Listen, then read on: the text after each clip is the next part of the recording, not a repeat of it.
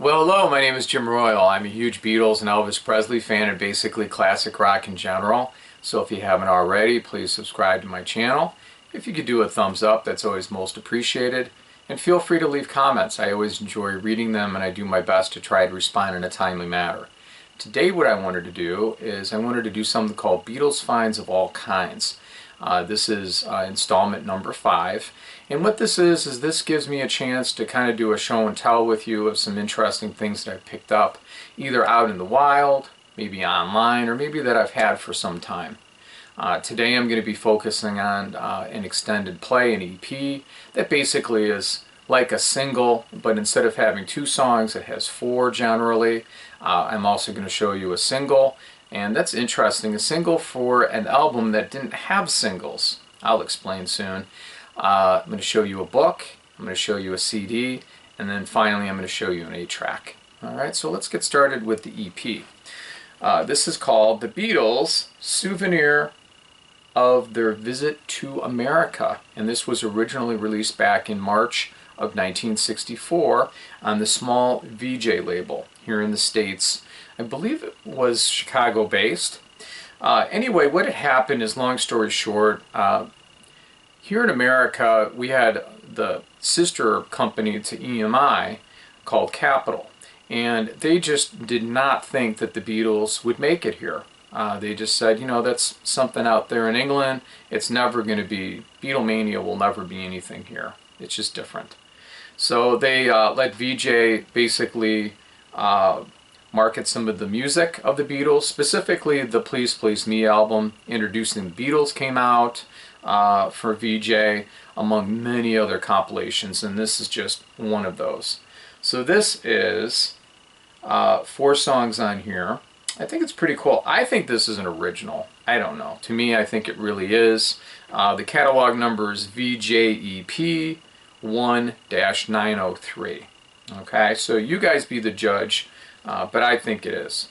So it has Misery starting it off. Misery is a Lennon-McCartney original, which is sung by both of them. Nice tune. Then you have Taste of Honey, which was a cover tune, and excellent song. I've always liked it, by the way. Peggy Lee would also cover it, and this was sung by Paul. Ask Me Why, another Lennon-McCartney original, sung by John. And then finally, Arthur Alexander's Anna, sung by John, which is really good too. I'll show you the label here.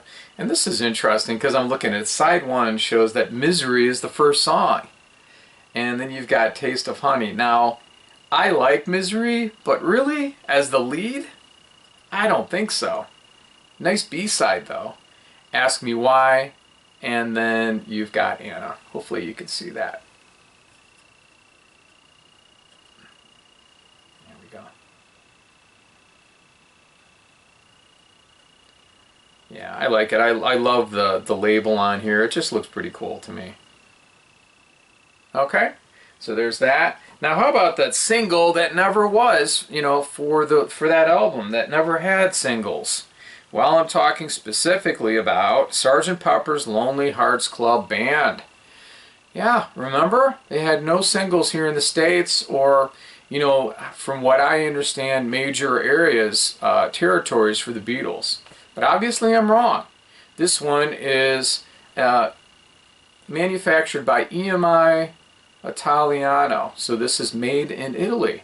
It has Sgt. Pepper's Lonely Hearts Club Band with a little help from my friends, clocking in almost at 5 minutes. I didn't realize how long that song was. And then the B-side, A Day in the Life, clocking in a little over 5. What an excellent choice for a single, if there would be one. Look at that. And this was interesting too, because this is the cover of the album minus all of the celebrities and other well-known figures and stuff in the back. And actually what this was this was supposed to be the Beatles, not being the Beatles, but someone else, you know, the Beatles playing like in a band, concert in a park type thing, and at the end, they all posed for a photograph. Well, in this case, none of them are there, but it's nice anyway.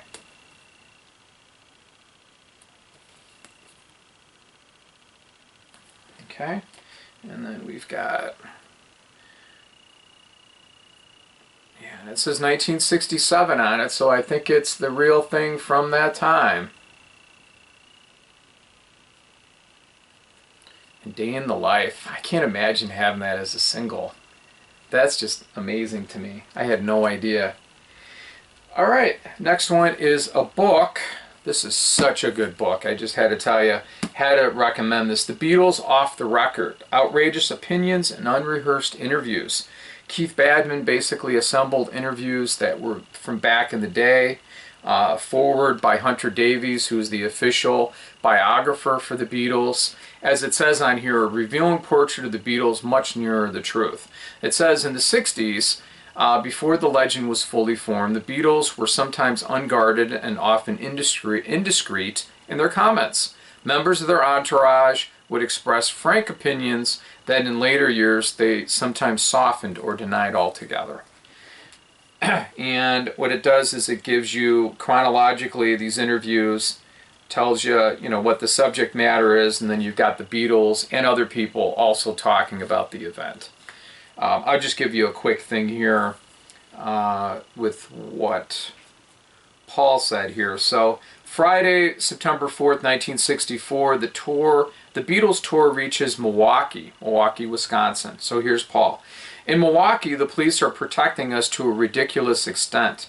I think they're a bit off. I really do. It's a great big drag. If we are not allowed to see our fans, it puts us right on the spot. We feel like heels. It's just amazing when I read that.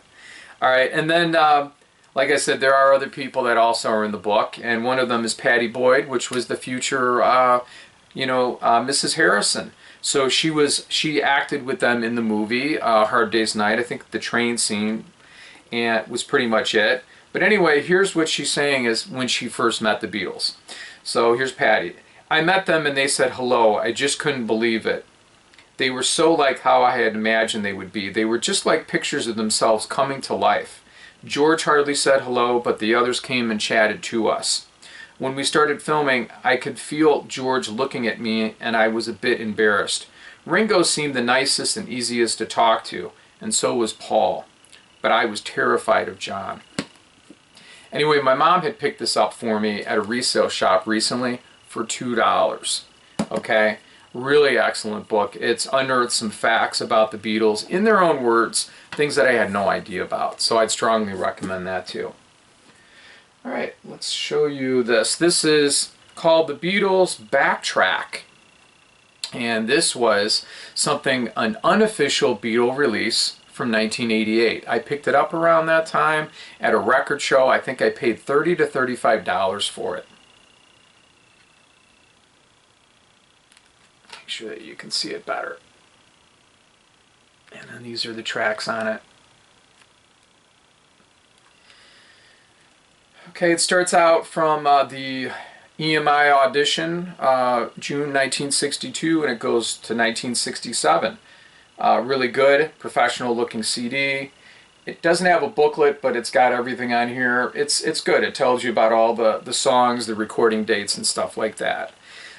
Really nice. And in fact, the reviews on this were so good that when it came out, the Beatles CDs that were officially released had come out at that time too, the first time on CD, the UK issues.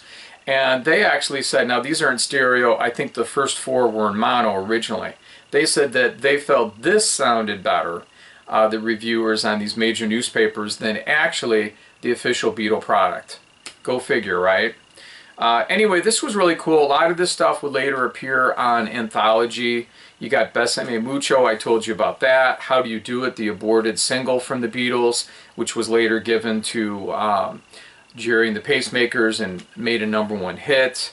I Saw Her Standing There, an early version of that. Then you've got There's a Place in Misery, which at this time, when this came out in the late 80s, we hadn't really, unless if you had VJ, the VJ records like Introducing the Beatles, you really hadn't heard those songs too much. Later they appeared in 1980s Rarities collection, but it was kind of rare to see those. And what's also nice about this is you also get the studio chatter in between the songs.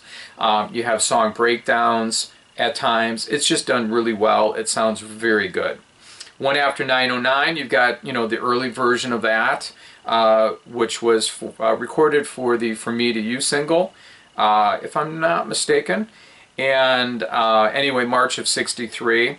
Done very well here, okay? They would later redo it for Let It Be, but I like this version too. It has the young, raw Beatle energy, which I really like a lot. Then you have some more singles on here, For Me to You, Can't Buy Me Love, Hard Day's Night. Hard Day's Night is so funny. This is take one. We have most of this on Anthology, like I said, but at the end, you know, they are just laughing, you know, chuckling. Is just hilarious. And I think what it was is George was just trying to get the guitar solo going, and it sounded like a rubber band sound. It just sounded really bad. Leave My Kitten Alone, excellent tune from Beatles for Sale sessions. I really wish they would have released this. She's a Woman. Then you've got Ringo doing If You've Got Troubles, a Lennon-McCartney original. I think that was from Help, if I'm not mistaken, the sessions, but they just decided they didn't like the song. They didn't think it was good. I like it though. Too bad it wasn't released until years later. Take one of I'm Looking Through You, which is really good. We saw that on Anthology. Norwegian Wood, an early, like a breakdown of it, and then they start up. We Can Work It Out, Day Tripper, Paperback Writer, an early version of Strawberry Fields Forever. Penny Lane, I think this is the one with the horn at the end, if I'm not mistaken, and a little, maybe less orchestrations, you know, in back. The Fool on the Hill, nice demo on that. I Am the Walrus, this is the bare bones version without all the, you know, all the effects and stuff. That means a lot. This is a nice tune, I always thought, from the Help sessions. Too bad it wasn't released. Another one, Do You Want to Know a Secret? And finally, Aerial Tour Instrumental. And that was later would evolve into Flying. So if you get a chance to pick this up, I strongly would, just for the sake of the songs that are on there, how they put it together. Alright, last thing I have today is the Beatles and 8-track, yesterday and today. So 8-track was popular in the late 60s through the 70s. It died by probably 81, 82. I think they were done with it by then. This is pretty cool though. Sometimes with 8-tracks the songs would be out of order. I had heard that sometimes the tape would stick and they would have a lot of trouble with it. It says there's 4 programs on here, and this is funny, I'll read this to you. Day Trippers on program 3, part 1, and then part 4 is Day Tripper Continued. Really? Are you kidding? But anyway, that's it. So I wanted to thank you very much for watching my video. You take care. Bye.